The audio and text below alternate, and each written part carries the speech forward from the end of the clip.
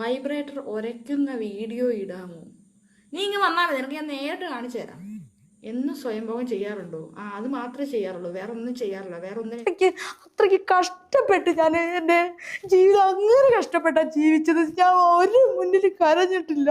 പക്ഷെ നിങ്ങൾ എല്ലാവരും എന്നെ വെടിയെന്നാ വിളിക്കുന്നത്. ഞാൻ എത്ര കഷ്ടപ്പെട്ടാ ജീവിതം. നമുക്ക് എന്താണെന്നറിയാം. നമസ്കാരം, പുതിയൊരു വീഡിയോയിലേക്ക് എല്ലാവർക്കും ഹർത്തമായ സ്വാഗതം. ശ്രീലക്ഷ്മി അറക്കൽ, ശ്രീലക്ഷ്മി അറപ്പ് എന്നൊക്കെ നമ്മൾ വിളിക്കും. ഇന്നലെ ശ്രീലക്ഷ്മി അറക്കലിനെ കുറിച്ച് നമ്മളൊരു വീഡിയോ ഇട്ടിട്ടുണ്ടായിരുന്നു. അത് നിങ്ങൾ കാണാത്തവരുണ്ടെങ്കിൽ പോയി കാണുക. അതും കൂടി കണ്ടാലേ ഈ ഒരു വീഡിയോ കാണുമ്പോൾ അത് ഒരു രസം തോന്നുന്നുള്ളൂ. എന്തുകൊണ്ട് ഞാൻ ഇങ്ങനെയൊക്കെ പറയുന്നു എന്ന് നിങ്ങൾക്ക് മനസ്സിലാവണമെങ്കിൽ ആ ഒരു വീഡിയോയുടെ ചെറിയ ക്ലിപ്പിങ്ങും കൂടി നിങ്ങൾ കാണേണ്ടതായിട്ടിരിക്കുന്നു. അതായത് ഇപ്പോൾ ഈ പറയുന്ന മൈൻഡ് സ്കേപ്പ് എന്ന് പറയുന്ന ഒരു യൂട്യൂബ് ചാനൽ, മുമ്പ് അതിൻ്റെ ഫസ്റ്റ് പാർട്ട് വന്നിട്ടുണ്ടായിരുന്നു. ഇന്നലെ സെക്കൻഡ് പാർട്ട് വന്നിട്ടുണ്ടായിരുന്നു. അതിനകത്ത് ശ്രീലക്ഷ്മി അറക്കൽ പൊട്ടിക്കരയുന്നുണ്ട്. പൊട്ടിയെന്ന് വെച്ചാൽ തകർന്ന് കരയുന്നുണ്ട്. മറ്റൊന്നുമല്ല പറയുന്നത്, എന്നെ എല്ലാവരും ഈ പറയുന്ന വെടി എന്നെന്തിനാ എന്നെ വിളിക്കുന്നു എന്ന് പറഞ്ഞുകൊണ്ട് പൊട്ടിക്കരയുന്നുണ്ട് അതിനകത്ത്. അപ്പോൾ ഈ കരച്ചിൽ കാണുമ്പോൾ സത്യം പറഞ്ഞു കഴിഞ്ഞാൽ ആർക്കും ഈ ശ്രീലക്ഷ്മി അറക്കലിനെ കുറിച്ച് ഒരു സംഭവം അറിഞ്ഞുകൂടാത്തവർക്കാണെങ്കിൽ സങ്കടം തോന്നുമെന്നുള്ളതാണ്. പാവമില്ല കൊച്ച്, കരയുന്നത് കണ്ടില്ലേ എന്നുള്ളതാണ് നമുക്ക് തോന്നുന്നത്. പക്ഷെ ആദ്യമായിട്ടാണ് ഇത്രയും ഒരു സങ്കടം ഒരു പെൺകുട്ടി വന്നിരുന്നു പറയുമ്പോൾ ആദ്യം ഒരു സങ്കടം ഉണ്ടായെങ്കിലും പിന്നീട് ഈ പറയുന്ന പെൺകുട്ടി ആരാണ്, ഈ പറയുന്ന പെൺകുട്ടി എന്തൊക്കെ പറഞ്ഞിട്ടുണ്ട്, ആരെയൊക്കെ പറ്റി ഏതൊക്കെ സമയത്ത് ഇരുന്ന് പൊട്ടിച്ചിരിച്ചിട്ടുണ്ട്, മറ്റുള്ളവരുടെ മരണം എങ്ങനെയൊക്കെ ആസ്വദിച്ചിട്ടുണ്ട് എന്നൊക്കെ നമ്മൾ ആലോചിക്കുമ്പോൾ, എന്നൊക്കെ ഓർത്തു പോകുമ്പോൾ സത്യം പറഞ്ഞ ഒരു സംതൃപ്തിയാണ് എനിക്ക് ഉണ്ടായത്. നിങ്ങൾക്കും അങ്ങനെ തന്നെ ആയിരിക്കും എന്നുള്ളതാണ്. ഒരു സംതൃപ്തി എനിക്ക് ഉണ്ടായിട്ടുണ്ട്. കാരണം മറ്റേതെങ്കിലും പെൺകുട്ടിയായിരുന്നെങ്കിൽ നമ്മൾ അവരോട് ഒപ്പം നിന്നേനെ. പക്ഷേ ഈ കരയുന്നത് ശ്രീലക്ഷ്മി അറക്കലാണ്. മനസ്സിലായോ? ശ്രീലക്ഷ്മി അറപ്പെന്ന് പറയുന്ന സാധനമാണ് എന്നറിയുമ്പോൾ സത്യം പറഞ്ഞു കഴിഞ്ഞാൽ എനിക്ക് സംതൃപ്തിയാണ്, എൻ്റെ സന്തോഷമാണ് ഉണ്ടായത്. എനിക്ക് കള്ളം പറയേണ്ട ആവശ്യം, എനിക്ക് സന്തോഷമാണ് ഉണ്ടായത്. എന്തുകൊണ്ട് എനിക്ക് സന്തോഷം ഉണ്ടായി, എന്തുകൊണ്ട് ആൾക്കാർ നിങ്ങളെ ഇങ്ങനെ വിളിക്കുന്നു, അതിനുള്ള കാരണവും നിങ്ങൾ തന്നെയാണ് കൊടുത്തത് എന്നും കൂടി നിങ്ങൾ അറിയുക. ആദ്യം നമുക്ക് ആ ഒരു എപ്പിസോഡിന്റെ കുറച്ച് ഭാഗം കണ്ടതിന് ശേഷം എന്തുകൊണ്ട് ആൾക്കാർ ഈ പെൺകുട്ടിയെ വെടി എന്ന് വിളിക്കുന്നു എന്നുള്ളതും നമുക്ക് നോക്കാം. ആദ്യം നമുക്ക് ആ ഒരു സംഭവം കാണാം. ഞാൻ 5 മണിക്ക് രാവിലെ എണീറ്റ് കുളിച്ച് ട്യൂഷന് പോയി. അവിടുന്ന് നേരെ BEd കോളേജിൽ പോയി പഠിച്ച് അവിടുന്ന് വീട്ടിൽ വരാതെ രാത്രി പിന്നെ അടുത്ത ട്യൂഷൻ പോയി എടുത്ത് രാത്രി 8 മണിക്ക് വന്നിട്ട് വീണ്ടും BEdന്റെ എല്ലാ വർക്കും എഴുതിയെടുത്ത് അങ്ങനെ ജോലി ചെയ്ത് ജീവിച്ച ഒരാളെ നിങ്ങൾ വേണ്ടിയെന്ന് പറയരുത്. അത് സീരിയസ് ആയിട്ട് ഭയങ്കര മോശമാണ്. കാരണം ഞാൻ അത്രയ്ക്ക് കഷ്ടപ്പെട്ട് ഞാൻ എൻ്റെ ജീവിതം അങ്ങനെ കഷ്ടപ്പെട്ടാ ജീവിച്ചത്. ഞാൻ ഒരു മുന്നിൽ കരഞ്ഞിട്ടില്ല. പക്ഷെ നിങ്ങൾ എല്ലാവരും എന്നെ വെടിയെന്നാ വിളിക്കുന്നത്. ഞാൻ എത്ര കഷ്ടപ്പെട്ടാ ജീവിതം. നമുക്ക് എന്താണെന്നറിയാം, നമുക്ക് മനസ്സിലാവും. അത് അത്തരത്തിൽ ചെയ്യുന്നവരെയൊക്കെ സത്യം പറഞ്ഞാൽ നിങ്ങൾ എല്ലാവരും എന്നെ വെടിയെന്നാ വിളിക്കുന്നത്. അതെനിക്ക് ഒരിക്കലും ഈ പറയുന്ന താങ്ങാൻ പറ്റുന്നില്ല. ഞാൻ ഇന്നൊരു BEd ക്ലാസ്സിൽ പോയി, അതിനുശേഷം ട്യൂഷൻ എടുത്ത്, രാവിലെ ട്യൂഷൻ വൈകിട്ട് എടുത്ത് എന്ന് പറഞ്ഞിരിക്കെ കരയുകയാണ്. സത്യം പറഞ്ഞാൽ മറ്റേതെങ്കിലും പെൺകുട്ടികൾ നമുക്ക് സങ്കടം തോന്നുമെന്നുള്ളതാണ്. പക്ഷേ താങ്കൾക്ക് എനിക്ക് ചോദിക്കാൻ, താങ്കൾക്ക് ഈ ഒരു വികാരമുണ്ടല്ലേ, ആരെങ്കിലും ഒരു പെൺകുട്ടിയെ മറ്റൊരാള് വെടി അല്ലെങ്കിൽ മറ്റവൾ അല്ലെങ്കിൽ മൂന്നാം കട അങ്ങനെയൊക്കെ പറയുമ്പോൾ ഒരു പെൺകുട്ടിക്ക് എന്തായാലും സങ്കടം ഉണ്ടാവും എന്നുള്ളതാണ്. പക്ഷേ ആ സങ്കടം തനിക്ക് മാത്രമല്ല, ഇങ്ങനെ ഒരു വേദന എനിക്ക് മാത്രമല്ല മറ്റൊരാളെ കുറിച്ച് പറയുമ്പോൾ അവർക്കും ഉണ്ടാകുമെന്ന് ആദ്യം നിങ്ങൾ ഓർക്കണമായിരുന്നു. ഈ പറയുന്ന നമ്മളെ ആരാണ്, ദീപക് മരിച്ചപ്പോൾ ദീപകിന്റെ അച്ഛനും അമ്മയും അവിടെ ഇരുന്ന് കരഞ്ഞത് കള്ളക്കണ്ണീരാണ് എന്ന് പറഞ്ഞവളാണ് നീ. മനസ്സിലായോ? അവൻ ചത്തത് നന്നായി എന്ന് പറഞ്ഞവളാണ് നീ. അപ്പോഴും ഓർത്തില്ലല്ലേ? അപ്പോഴും മറ്റുള്ളവരുടെ സങ്കടം നീ ഓർത്തില്ല. മറ്റുള്ള ദീപകിന്റെ അമ്മയോ ആയാലും അച്ഛനായിക്കോട്ടെ, അവർക്കുണ്ടാകുന്ന സങ്കടം, അവർക്കുണ്ടാകുന്ന വേദന അന്ന് നീ ഓർത്തില്ല അല്ലെ? സ്വന്തം കാര്യങ്ങളിൽ വരുമ്പോൾ മാത്രമേ ആ ഒരു വേദന ഉണ്ടാവുന്നുള്ളൂ അല്ലെ? അതുകൊണ്ട് തന്നെയാണ് കമന്റ് ബോക്സ് മൊത്തം താങ്കൾക്കെതിരായി നിൽക്കുന്നത് എന്നുള്ളതാണ്. ബാക്കി നമ്മള് ക്രൂശിക്കുക തന്നെ ചെയ്യണം. കാരണം എനിക്കറിയാം അച്ഛനില്ലായിരുന്നു, നമുക്കിപ്പം വേണേലും നമുക്കിപ്പോ വേശ്യാവൃത്തി, ഇപ്പൊ ഞാൻ എന്തൊക്കെ പറയുന്നത്, ഇപ്പൊ എനിക്ക് വേശ്യാവൃത്തിയിൽ ഏർപ്പെട്ട് ജീവിക്കാം എനിക്ക്. പക്ഷെ നമ്മളെ കൊണ്ട് അത് പറ്റത്തില്ല. മനസ്സിലായോ? ഇപ്പൊ വേശ്യാവൃത്തി മോശം എന്നല്ല പറയുന്നത്, നമുക്കത് പറ്റത്തില്ല. ആ വേശ്യാവൃത്തി എന്ന് പറയുന്ന ആ പരിപാടി നമുക്ക് പറ്റത്തില്ല. അങ്ങനെയാണ് നമുക്കിപ്പം വീട്, കാറ്, എന്നില്ലെങ്കിൽ ഒരു ഫോൺ വരെ എത്ര കൊല്ലം ഇത് ഹാങ് ആയി ഫോൺ പോലും മാറ്റാൻ പൈസ ഇല്ല. അപ്പം നമ്മൾ അങ്ങനെ എന്തിനാ ഇവർ ഈ വെടി എന്ന് പറയുന്നത്? അപ്പം അത് ഭയങ്കര മോശം, അങ്ങനെ പറയാൻ പാടില്ല. ഞാൻ അങ്ങനെ കഷ്ടപ്പെട്ട് ജീവിച്ച ഒരാളാണ്. ഇപ്പോഴും ഞാൻ എൻ്റെ എഡ്യൂക്കേഷൻ മൊത്തം കഷ്ടപ്പെട്ട് ഇപ്പൊ ട്യൂഷൻ എടുത്ത് എല്ലാ നേരം ട്യൂഷൻ എടുത്ത് ഞാൻ കഷ്ടപ്പെട്ട് എല്ലാവരുടെയും വീട്ടിൽ നിന്ന് പൈസ കൊടുക്കുമ്പോൾ ഞാൻ മാത്രം ഇതുപോലെ ട്യൂഷൻ എടുത്ത് സ്വന്തമായിട്ട് പൈസ ഉണ്ടാക്കി ജീവിച്ച ഒരാളാണ്. എല്ലാവരും ശ്രീലക്ഷ്മി അറക്കൽ മനസ്സിലാക്കുക, എല്ലാവരും കഷ്ടപ്പെട്ട് തന്നെയാണ് ജീവിക്കുന്നത്. മനസ്സിലായോ? ആർക്കും കൊണ്ടിട്ട് കൊടുക്കുന്നൊന്നുമില്ല. എല്ലാവരും അവരവരുടെ രീതിയിൽ കഷ്ടപ്പെട്ട് തന്നെയാണ് ജീവിക്കുന്നത്. നമ്മുടെ കഷ്ടപ്പാട് നമ്മൾ തിരിച്ചറിയണം. ഞാൻ എന്തൊക്കെ പിന്നീട് എന്തൊക്കെ പിന്നെ ബുദ്ധിമുട്ടിലൂടെ കടന്നു പോയാണ് ഞാൻ ഇത് ഉണ്ടാക്കിയത്, അതുപോലെ മറ്റുള്ളവർക്കും അതേ ഒരു കഷ്ടപ്പാട് ഉണ്ടാവാം. എനിക്കിപ്പോ തോന്നുന്ന വേദന, എന്നെ ഒരാള് പിന്നീട് കമന്റ് വഴി നീ ഒരു വെടിയാണ് എന്ന് പറയുമ്പോൾ എനിക്ക് തോന്നുന്ന വേദന തിരിച്ച് അയാളെ പറയുമ്പോൾ, അയാളെ കുടുംബത്തെ പറയുമ്പോൾ, അയാളുടെ അമ്മയെ പറയുമ്പോൾ അയാൾക്കും തോന്നുമെന്നുള്ള ഒരു സാമാന്യ തിരിച്ചറിവ് ഉണ്ടാവണം.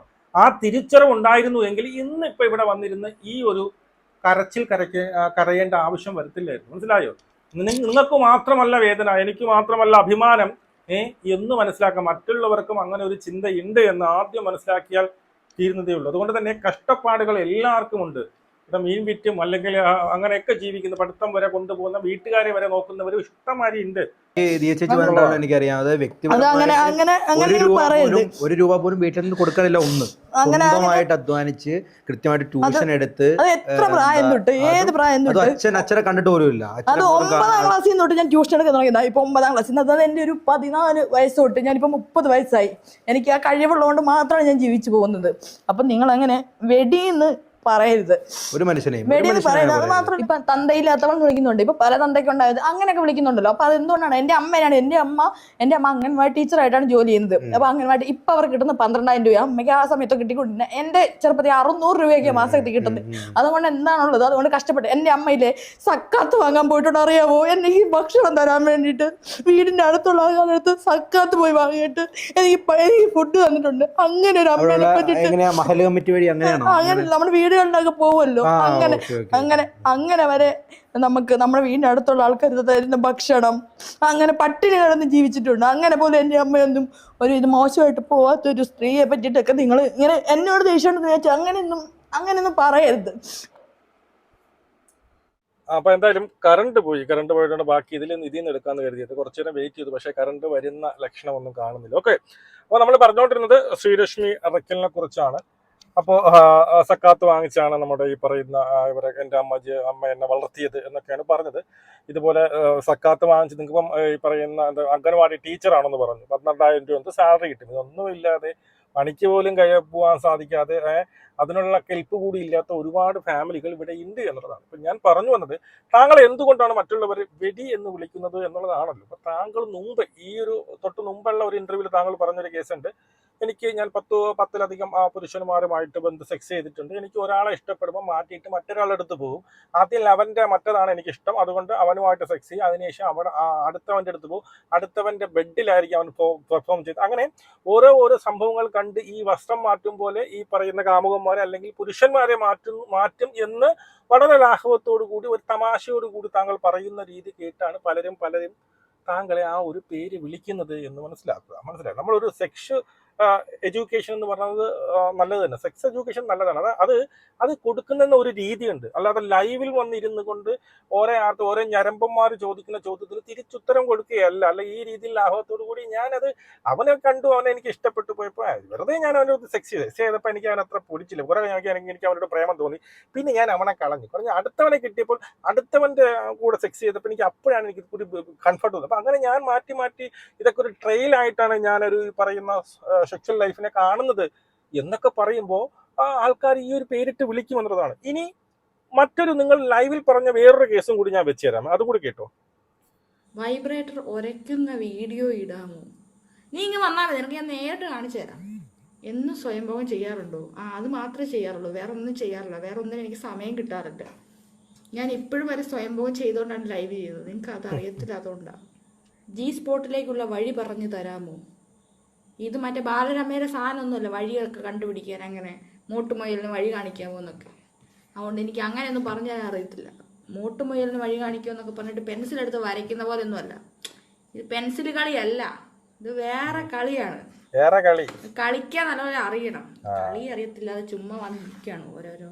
നിങ്ങൾ തുള എന്നൊക്കെ വിളിക്കും. ഇതിനൊരു 7.5 സെന്റിമീറ്റർ. യെസ്, ഇറ്റ്സ് എ വലിയ തുള. നിന്റെ കല്യാണം കഴിഞ്ഞതാണോ വീട്ടുകാർ പറ കെട്ടിയാൻ? വീട്ടുകാർ പറയുന്നതിന് മുമ്പ് ഞാൻ 10 പ്രാവശ്യം കെട്ടി. അതുകൊണ്ട് എനിക്ക് ഇനിയിപ്പോൾ വീട്ടുകാരോട് പറയേണ്ട ആവശ്യമില്ല. നല്ല എക്സ്പീരിയൻസ് ആയി കെട്ടി. കേട്ടല്ലോ, താങ്കൾക്ക് ഇതിന്റെ ഉത്തരം കിട്ടി കാണുമല്ലോ. ഇതുകൊണ്ടാണ് ആൾക്കാർ താങ്കൾ പറഞ്ഞ പേരിട്ട് വിളിക്കുന്നത് എന്നുള്ളതാണ്. ലൈവിൽ വന്നിരുന്നു കൊണ്ട് താങ്കൾ എനിക്ക് എൻ്റെ ഒരു അഭിപ്രായം, താങ്കൾ ഇതിൽ സ്വയം താങ്കൾ എന്തോ ഒരു സുഖം കണ്ടെത്തുന്നു എന്നുള്ളതാണ്. പല ഞരമ്പന്മാരും വന്നിരുന്ന് പറയുന്ന ക്വസ്റ്റ്യൻസ് താങ്കൾ ആൻസർ കൊടുക്കുന്ന ഇതാണ്. ഞാനിപ്പോൾ വൈബ്രേറ്റ് ചെയ്തുകൊണ്ടാണ് ഇരിക്കുന്നത്, ഞാൻ 1 അല്ല 10 കെട്ടി, ഇത് മറ്റേ കളിയാണ്, ഇത് കളിക്കാൻ അറിയണം, ഇങ്ങനെയൊക്കെ വന്നൊരു പെൺകുട്ടി ലൈവിൽ വന്ന് പറയുമ്പോൾ അവർ നിങ്ങളെ ആ ഒരു പേരിട്ട് വിളിക്കുന്ന എന്താ തെറ്റ്? അത് നിങ്ങളായിട്ട് ഉണ്ടാക്കി കൊടുക്കുന്നതാണ്. ഇതല്ല സെക്സ് എഡ്യൂക്കേഷൻ എന്ന് പറഞ്ഞാൽ, ഇതല്ല ലൈവിൽ വന്നിരുന്ന് ഇങ്ങനെ പിന്നീട് ഈ പറയുന്ന അശ്ലീലം പറയുക അല്ലെങ്കിൽ സെക്സ് വർത്താനം പറയുക എന്നുള്ളത് സെക്സ് എഡ്യൂക്കേഷൻ അല്ല എന്ന് തിരിച്ചറിയുക. അപ്പോൾ എനിക്ക് ഇത്രേ പറയാനുള്ളൂ. നിങ്ങൾ ഈ ഒരു കരഞ്ഞത് എടുത്തതൊക്കെ നിങ്ങൾക്ക് മാത്രമല്ല സങ്കടവും കാര്യങ്ങളും, മറ്റുള്ളവർക്കും സങ്കടമുണ്ട് എന്ന് മനസ്സിലാക്കുക.